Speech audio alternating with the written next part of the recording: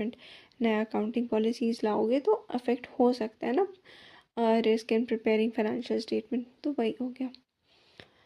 Now third point, control activities. अब control activities में भी 4 पॉइंट्स हैं। इसमें हो गया performance reviews, information processing, physical controls, segregation of duty. ठीक है,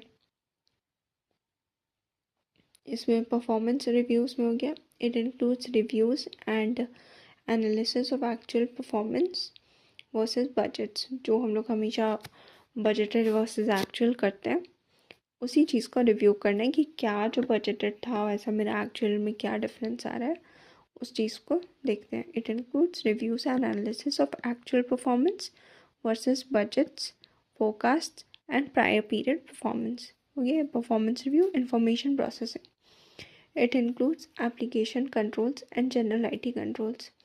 ये वाला पॉइंट्स तो बहुत ये कॉमन सा है, application controls and general IT controls. Now physical controls, controls that encompass physical security of assets.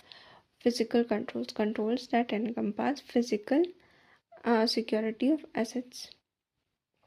Last point, segregation of duties, assigning responsibilities to different people. ठीक है, किसी एक आदमी के भरोसे सब कुछ मत छोड़ो, सबको बांट दो। Segregation of duties.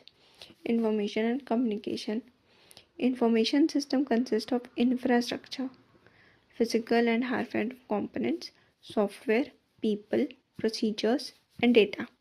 Information system में हो गया infrastructure, software, people, procedures, data. Infrastructure, software, people, procedure, data. Infrastructure, software, people, procedure, data. Communication involves providing understanding of roles and responsibility pertaining to internal control. Providing understanding of roles and responsibilities pertaining to internal control. Monitoring of control. Last point is monitoring. Monitoring of controls include considering whether they are operating as intended. जैसा हम चाह रहे थे वैसा ही operate हो रहा है या नहीं, that is monitoring. Next topic is internal check system and internal audit. अब internal check system क्या होता है? It implies organization of overall system of bookkeeping and arrangement of staff duties such that no one person can carry through a transaction and record every aspect thereof. इसमें भी वही हो गया कि